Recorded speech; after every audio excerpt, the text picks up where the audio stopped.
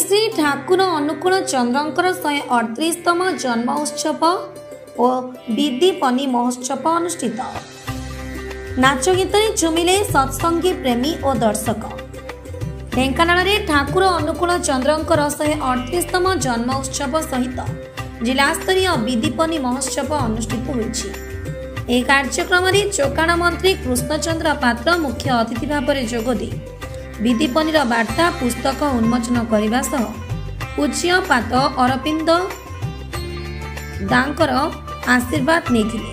ठाकुर अनुकूल चंद्रंकर असंपूर्ण थिबा गृह मंदिर कार्य सबू सरकार पक्षर संपूर्ण कराଯିବ ବୋଲି मंत्री प्रतिश्रुति देइछन्ति।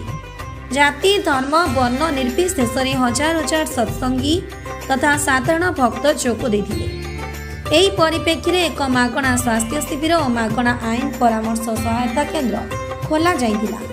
मागणा स्वास्थ्य शिविर रे राज्य तथा राज्य बाहर बहु वरिष्ठ डाक्तर एही शिविर रे जोग दे रोगी रोग निरूपण सह उपयुक्त चिकित्सा परामर्श देथिले।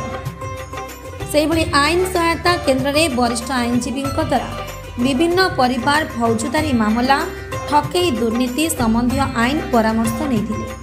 ढेंकानाल जिले में प्रथम करी आयोजित होइतिबा एही विधिपनी कार्यक्रम में 40,000 ऊर्ध्व लोकों समागम होइतिला।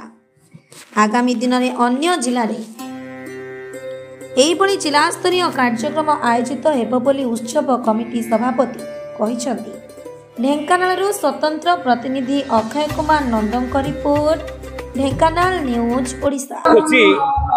आज ओडिशा बहुत बड़ सम्मेलन होउछि। 40,000 ରୁ 25,000 भक्त एकाठी होउछन्ति। आ पूज्यपाद अविंदा आज एठी आसी पहुंचती। तांकर आशीर्वाद मध्य मु देली, समस्त तांकर आशीर्वाद नउछन्ति।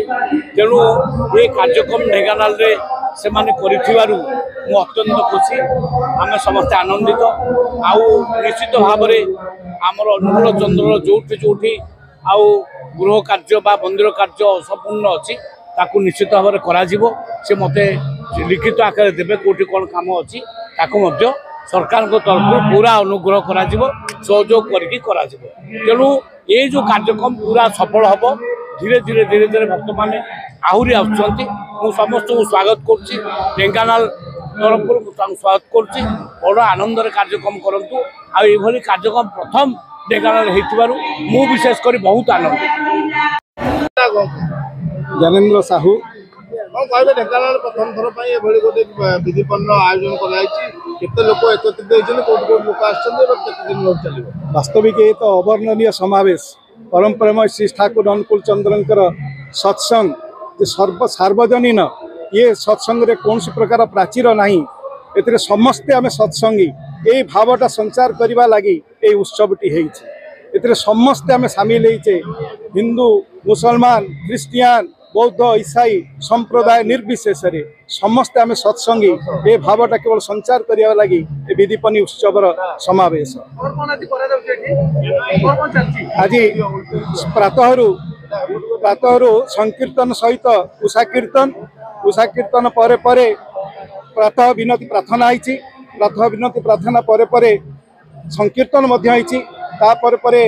जलजोग प्राय 1000 ରୁ अधिक भाई माने जलजोग कर सकाल 7टारू ठारू अनवरत बर्तमान प्रसाद सेवन चली।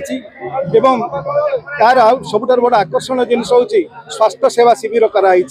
बहुत माने उच्च स्तर डाक्तर माने आछंती एटी परामर्श दौरान रोगीर चिकित्सा किछि करा जाउची।